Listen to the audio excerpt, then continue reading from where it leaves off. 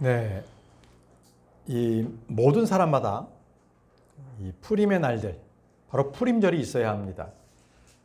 모든 그리스도인들은요, 인생에서 이 푸림절과 같은 그 큰 사건이 한 번씩은 있어야 합니다. 유대인들은요, 바로 12월 13일 하루를 정해서 원수들을 멸했습니다. 근데 슈산에서는 에스더가 왕에게 요청을 드려서 하루도 연장을 해서 14일에도 자신들의 원수를 모두 죽였습니다. 그래서 총 800명을 슈산시에서는 죽였습니다. 마귀는요, 여자의 씨, 바로 약속의 씨를 죽이려고 그렇게 애를 쓰지만 그때마다 하나님께서는 이 약속의 씨를 보존해 주셨습니다. 카인은 아벨을 죽였습니다. 그럼에도 하나님께서는 셋을 주셨습니다. 아브라함은 하갈을 통해서 이스마엘을 얻었지만 하나님은 이삭을 주셨습니다.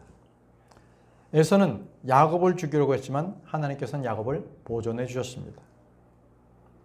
요셉은 형들로부터 죽임을 당하려고 했고 결국 팔렸지만 하나님은 야곱을 통해서 이스라엘을 보존해 주셨습니다.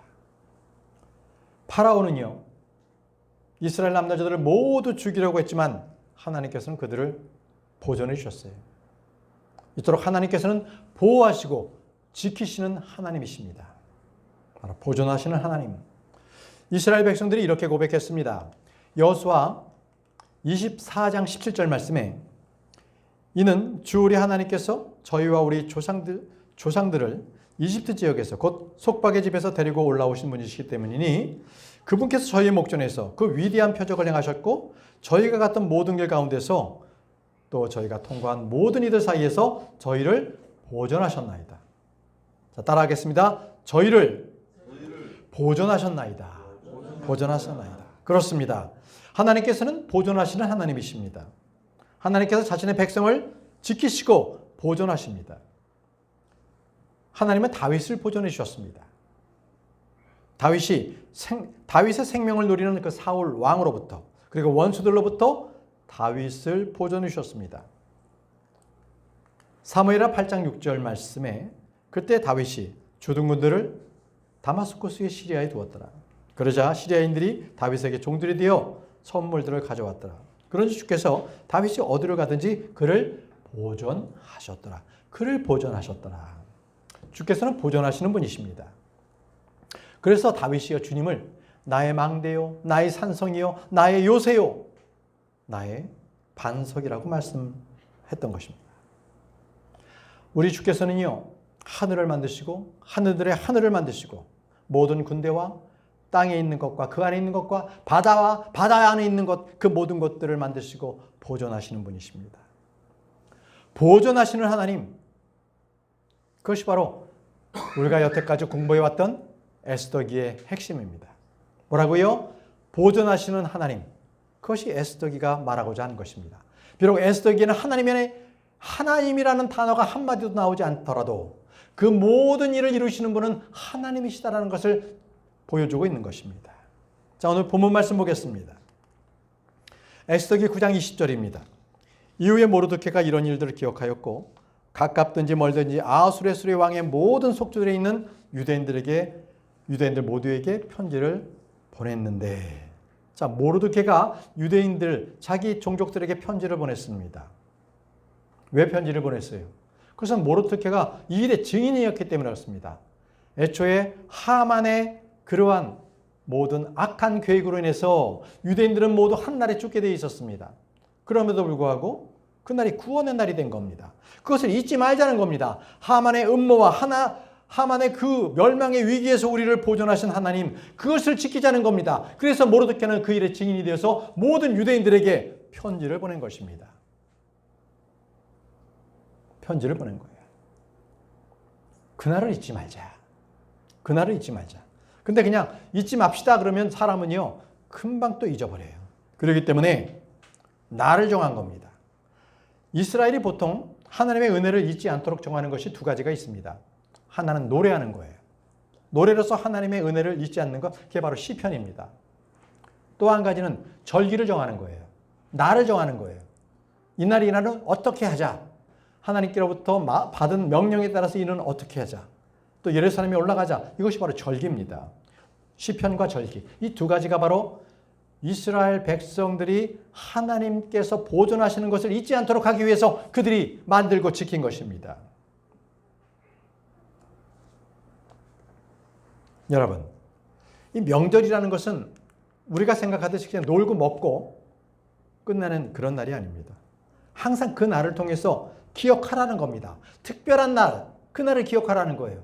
우리는 1년 내내 하나님의 은혜를 기억해야 합니다. 그럼에도 불구하고 하루를 정해서 바로 그날은 이것만큼은 꼭 기억하자. 이겁니다. 역사적인 사건을 꼭 기억하자는 것입니다.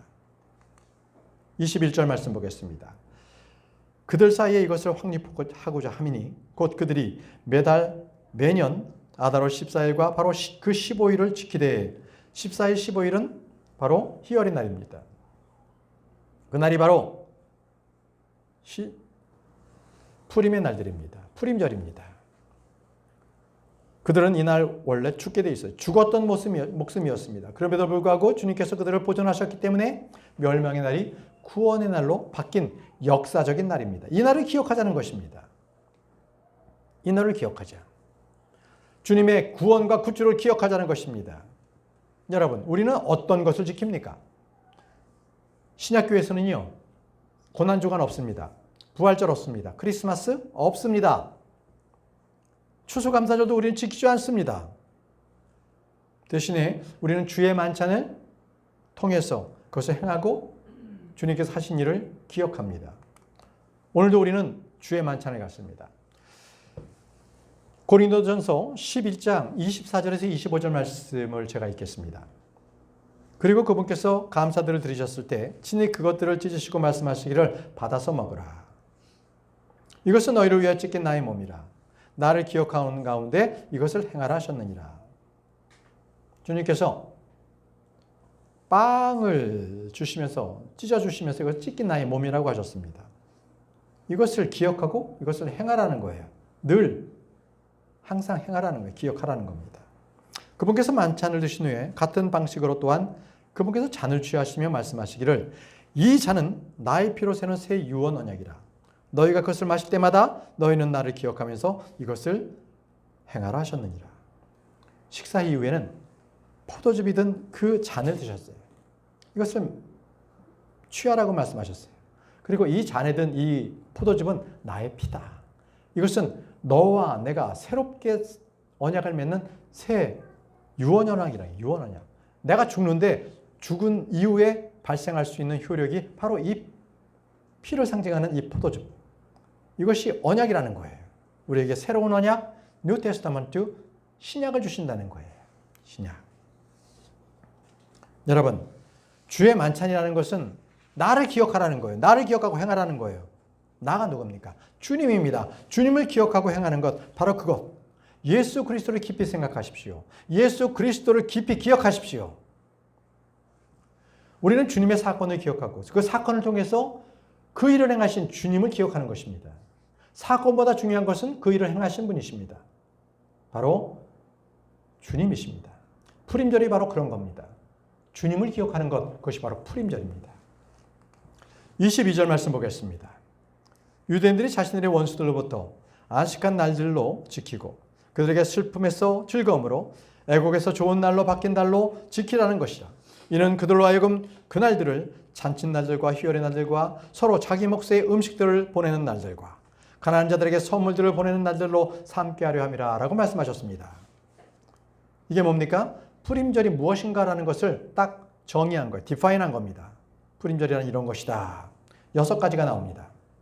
먼저 자기들의 원수들에게서 벗어나서 안식하는 날이고요.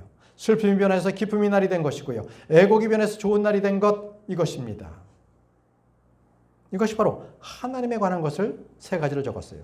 뒤에 또 3가지가 나오는데 이것은 하나님의 말씀, 바로 하나님께서 하신 일 뒤에 바로 우리의 반응은 무엇인가? 이스라엘 백성들이 보여야 될 반응을 그 다음 적고 있습니다. 그 반응 3가지는 잔치와 희열의 날이 되게 해라. 그리고 서로에게 음식을 보내라.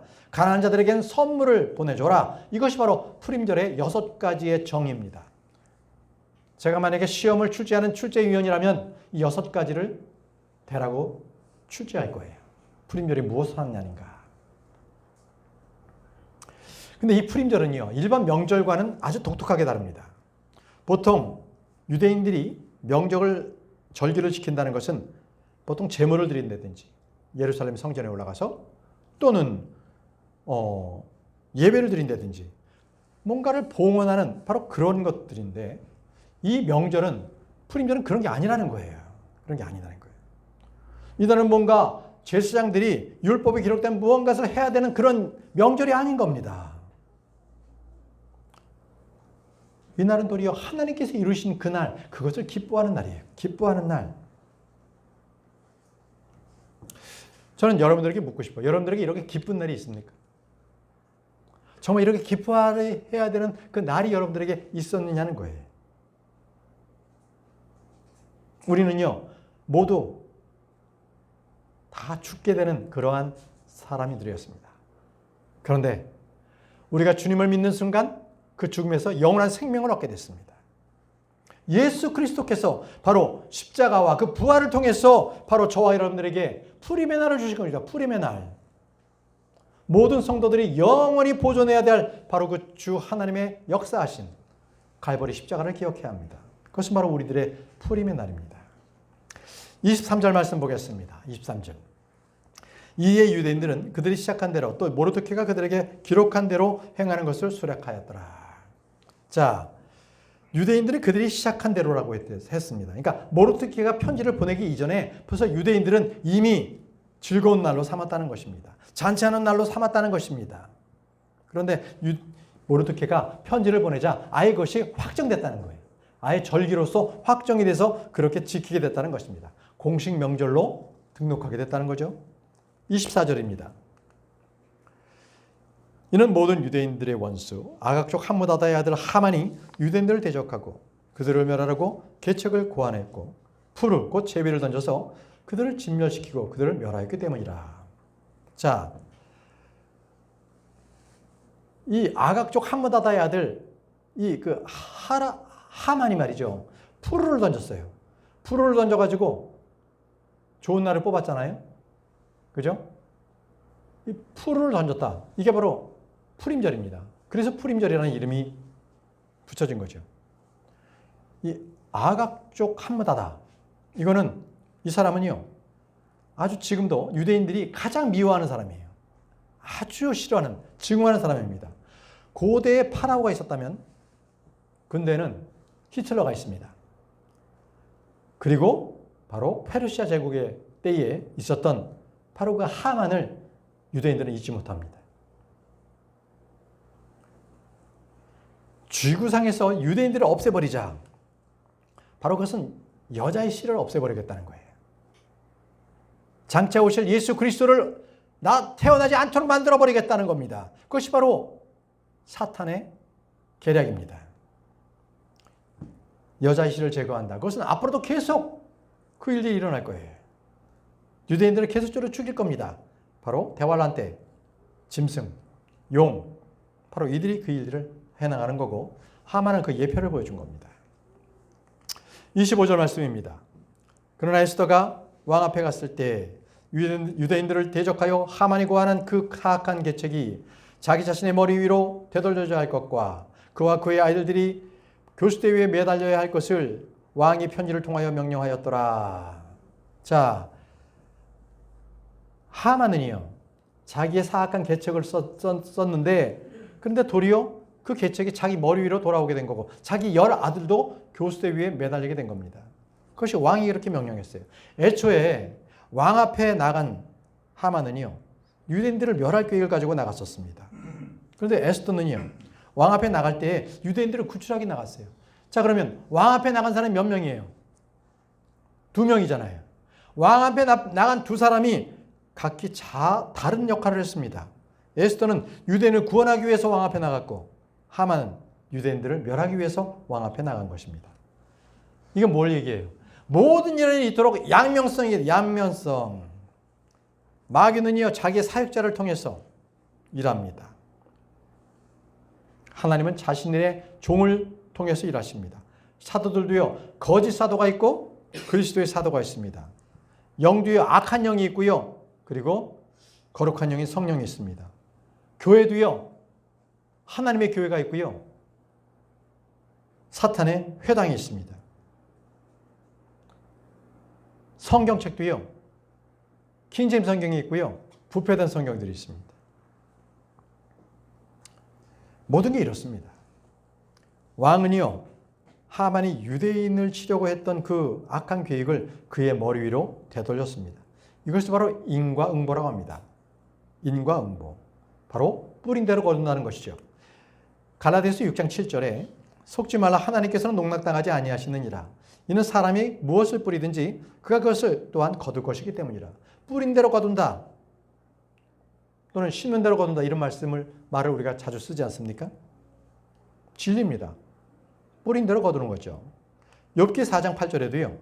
바로 내가 본 바대로 죄악을 일구고 사악함을 뿌리는 자들은 똑같은 것을 거두느니라. 죄악으로 밭을 갈고 죄악으로 씨를 뿌리면은 그가 그것을 그대로 거둔다는 거예요. 불법과 악을 경작하는 자는 반드시 불법과 악을 거둡니다. 그렇기 때문에 저와 여러분들은요, 악인의 형통함을 부러워하지 마세요. 악인의 형통함을 여러분들 바라보고 초조해하지 마세요. 주님께서 말씀하셨습니다.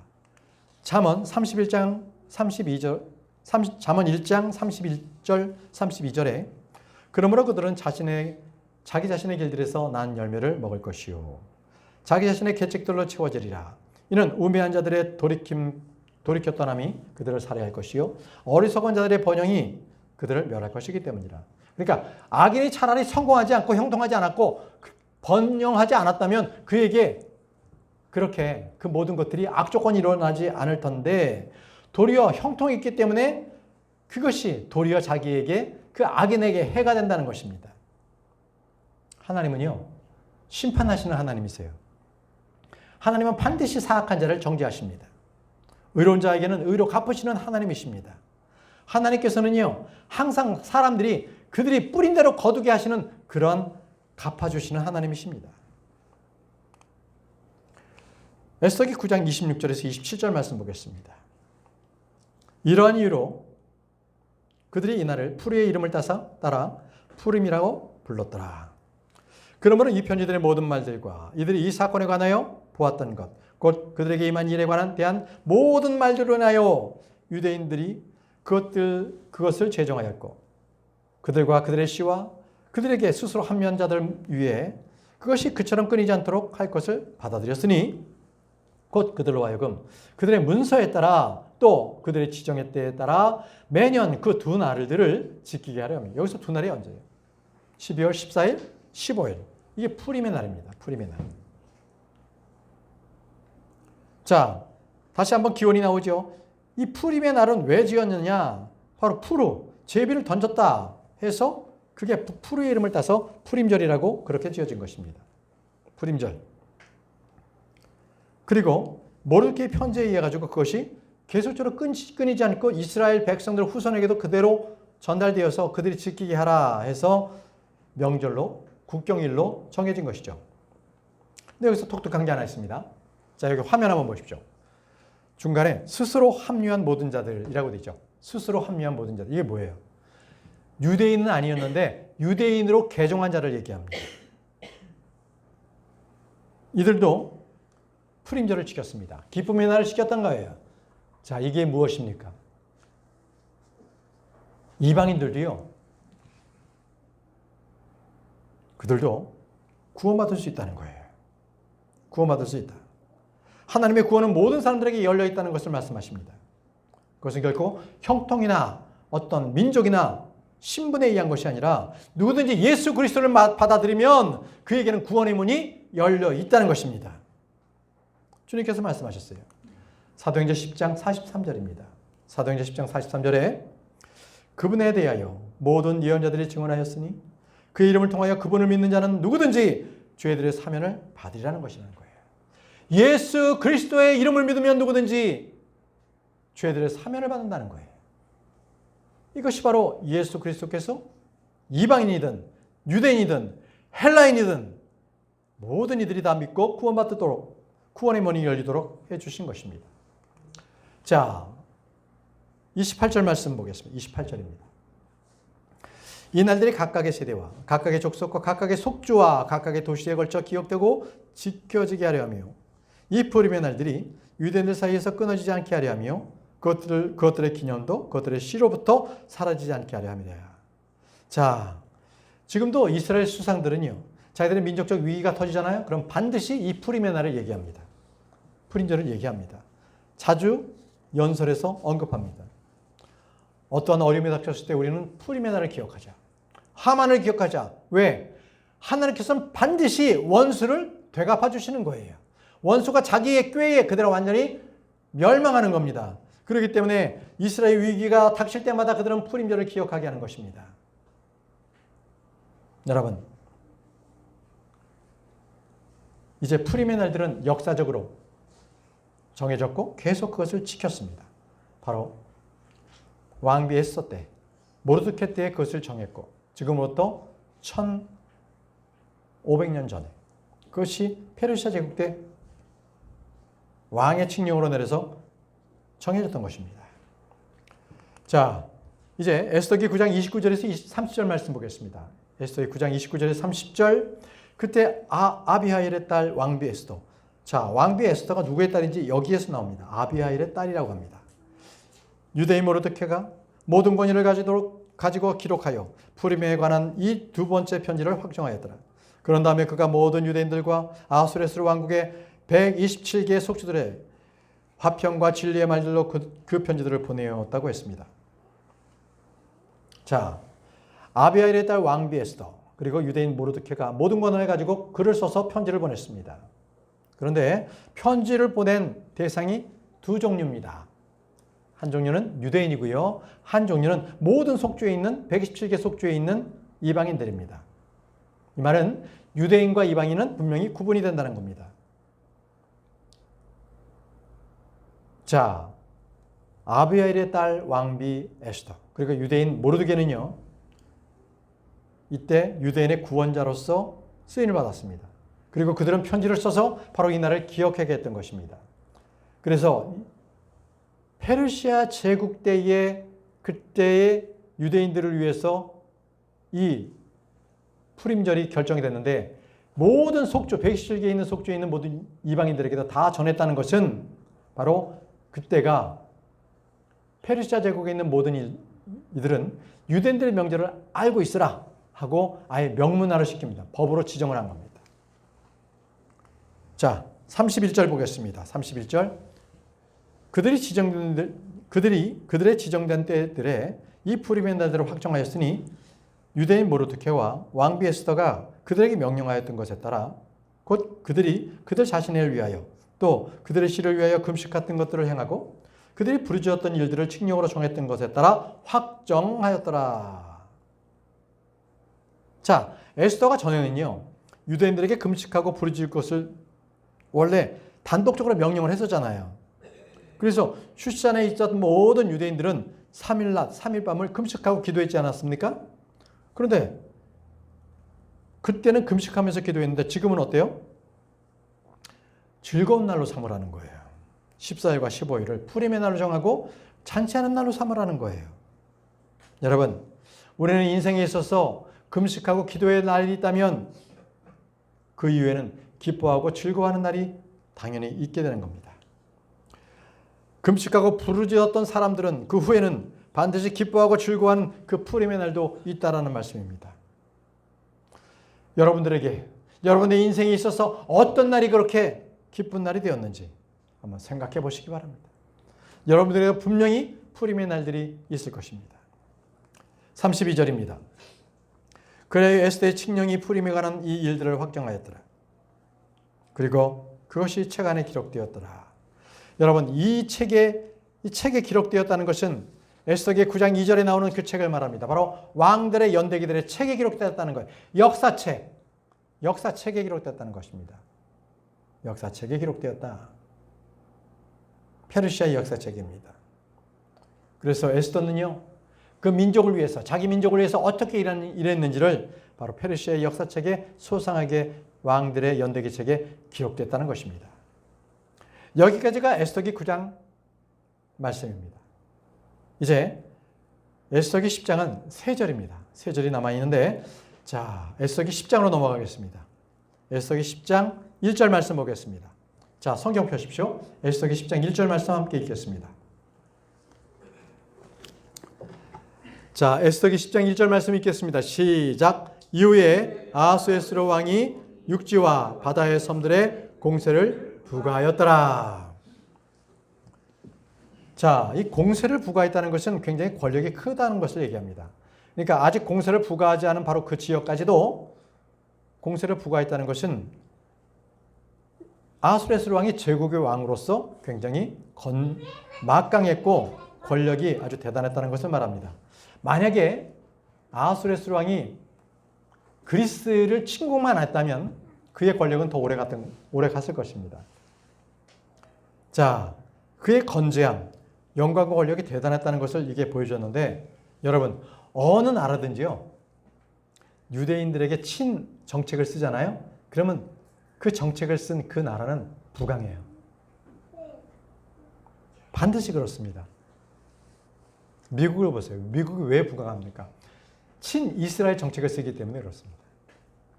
우리나라가 부강하게 되려면 친 이스라엘 정책을 써야 되는데, 항상 나라를 망하게 할 망조를 가지게 하는 그런 정치가들은 항상 반 이스라엘 정책을 씁니다. 그건 나라 망합니다. 그건 주님께서 말씀하신 거예요. 2절입니다.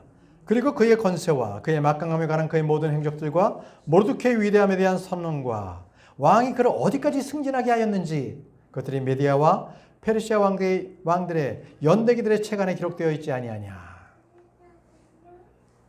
자, 아하수에스로 왕의 그 권세, 그 막강함이, 또 그의 모든 행적들이 그게 다 기록되었고, 또 모르드케가 얼마나 위대한 자리에 승진했는지를 그걸 다 기록했다는 거예요.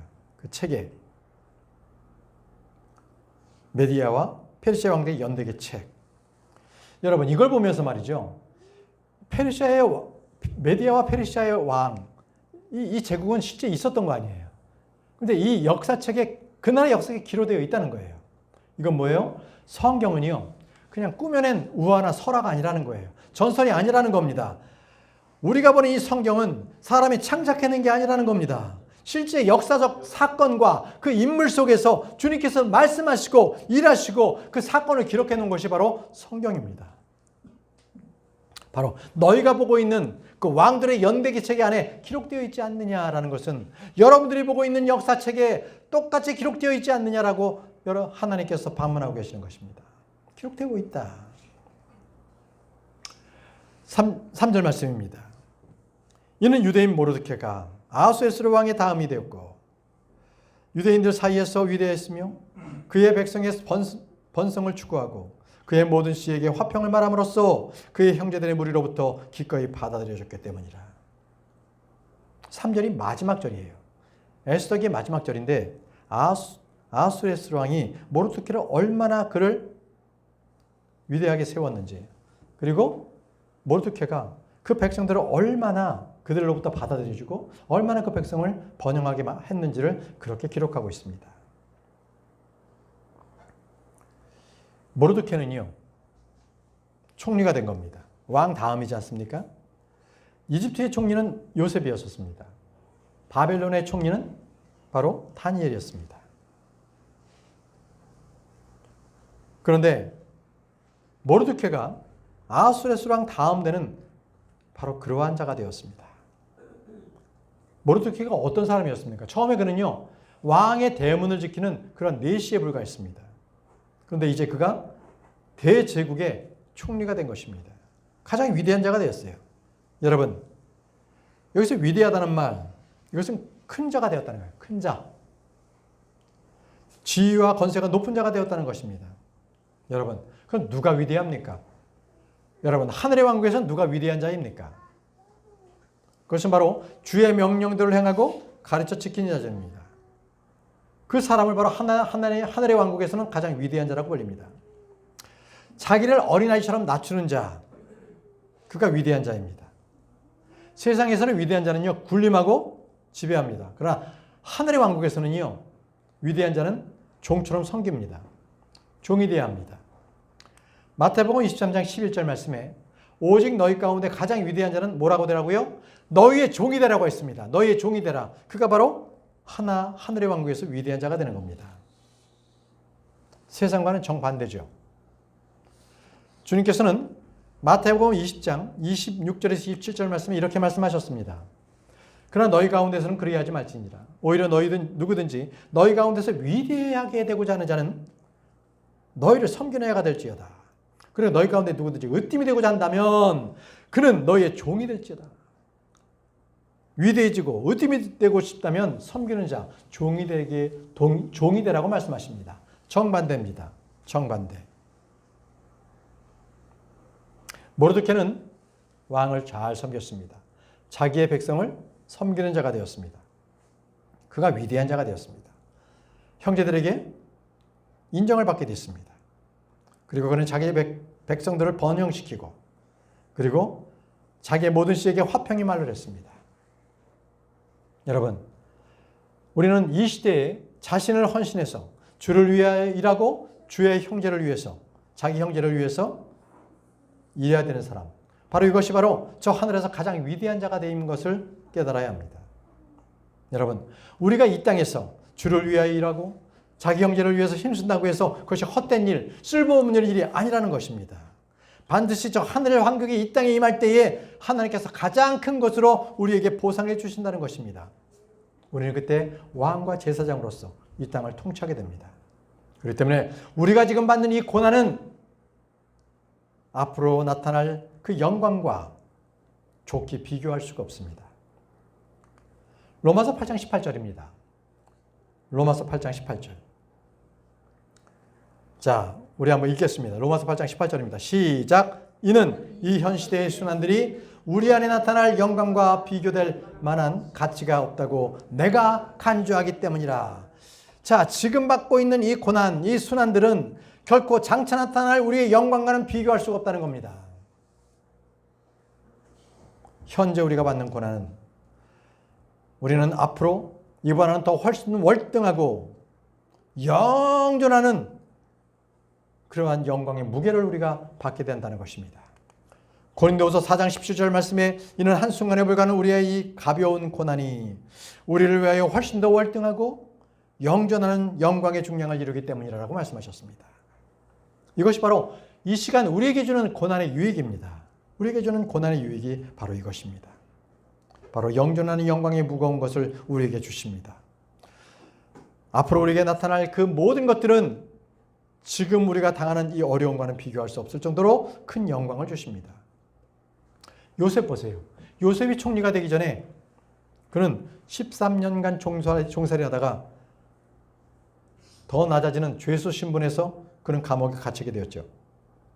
다니엘은 총리가 되기 전에 그는 그냥 포로 노예 신분이었습니다. 모르드케는 총리가 되기 전에 왕의 대문을 지키는 뇌시였습니다. 그러나 그들은 언제나 주님께 신실했습니다. 자기 형제를 위해서 일을 했습니다. 그런 마음이 가득했기 때문에 그들은 나서서 그 일을 했던 것입니다. 우리 역시 그래야 합니다. 우리가 그랬을 때 주님께서 우리를 위대한 자, 바로 큰 자로 보시는 겁니다. 이제 말씀을 정리하겠습니다. 우리는 지난 16주 동안 에스더기를 살펴보았습니다. 에스더기는 보존하시는 하나님, 하나님께서 계획하시고 뜻하시는 것은 반드시 보존하시는 하나님을 우리에게 알게 해주셨습니다. 하나님은 하늘과 땅을 만드시고 지금도 하늘과 땅을 주관하고 계시는 분이십니다. 그리고 모든 것들을 주님께서 이루어 나가십니다. 우리의 생각과 행동, 그리고 어떤 시대적인 상황이 변할지라도 그런 것들을 통해서도 주님께서는 완벽하게 하나님의 뜻을 이루어 가십니다. 인간의 생각으로는 도저히 이해할 수 없는 많은 변수들이 있을지라도 하나님께서 그 모든 변수들을 이루어서 하나님의 뜻을 이루어 가십니다. 여러분, 그렇기 때문에 우리는 우리의 인생길에 있어서 나의 뜻대로 되지 않는다고 해서 실망할 필요가 없습니다. 더욱더 우리는 겸손해야 합니다. 그것은 하나님의 보이지 않는 손이 이루시고 계시기 때문입니다. 우리 하나님께서는 반전과 역전을 이루시는 하나님이십니다. 여러분 아시죠? 모르드케와 에스더, 그들은요 처음에 왕비 후보가 되었을 때 하나님의 뜻을 몰랐어요. 그럼에도 그들은 이 하나님의 역사하심을 그들은 믿고 그들은 순종했습니다. 그랬을 때 그들은 에스더가 왕비가 되는 것을 보았고, 바로 이어서 하만의 무서운 유대인들의 학살 음모가 시작되었을 때, 그때 에스더는 말했습니다. 모르드케가 에스더에게 확신을 줬고, 그래서 이때를 위함이 아니겠느냐. 그래서 에스더는 말합니다. 내가 죽으면 죽으리다. 내가 죽으면 죽으리다. 그래서 그들은 합심해서 기도했고 금식했습니다. 그리고 그들은 위기에 맞서 싸웠고 그들은 하나님의 승리를 가져왔던 것입니다. 여러분, 우리 역시 우리의 믿음의 삶에 있어서 하나님의 역사하심을 우리는 믿어야 합니다. 비록 내가 앞이 캄캄하고 인생의 어두운 인생길을 걸어간다 할지라도 신실하신 하나님께서 나를 지키시고 계신다. 그리고 나를 반전하시고 나를 역전해 주신다는 것을 믿고 나아가시기 바랍니다. 우리 이전에 이미 믿음의 선조들은 그러한 길을 걸어왔던 분이십니다. 그리고 그 길을 걸어왔던 것입니다. 여러분, 우리에게 영원한 생명을 주신 주님께서 지금 우리의 인생길을 인도하고 계십니다. 우리의 인생에 있어서 일어나는 모든 일도 바로 그분께서 그 모든 것을 주관하고 계신다는 것을 우리가 믿고 따라야 합니다. 주님은 우리의 미래 모습, 그것도 아주 가장 좋은 길로 인도해 주시는 분이세요. 지금의 어려운 길이세요? 염려하지 마세요. 이 고난을 통하여서 주님께서는 반드시 더 좋은 길로 여러분들을 인도해 주실 것입니다. 저는 에스더기가 우리의 믿음의 시련을 어떻게 견디고 나가야 되는가 이것을 알려주는 책이라고 저는 결론을 내렸습니다. 그리고 바로 그것을 정확하게 말씀해 주시는 구절이 한 구절이 있습니다. 바로 로마서 8장 28절입니다. 다 같이 말씀 펴겠습니다. 로마서 8장 28절. 우리 한 목소리를 읽고 마치도록 하겠습니다. 로마서 8장 28절입니다. 로마서 8장 28절 함께 읽겠습니다. 시작. 그런즉 우리가 알거니와 하나님을 사랑하는 자들에게 곧 그분의 목적대로 부르심을 받은 자들에게는 모든 것들이 합력하여 선을 이루느니라. 모든 것들이 합력하여 선을 이룬다. 여러분들의 지금 어려움도 장차 우리가 기뻐하고 즐거워할 그 푸림의 날들이 될 것입니다. 모든 것들을 합력하여 선을 이루는 그 주님을 믿으시기 바랍니다. 오늘로써 에스더기 강의를 모두 마치도록 하겠습니다. 기도하겠습니다.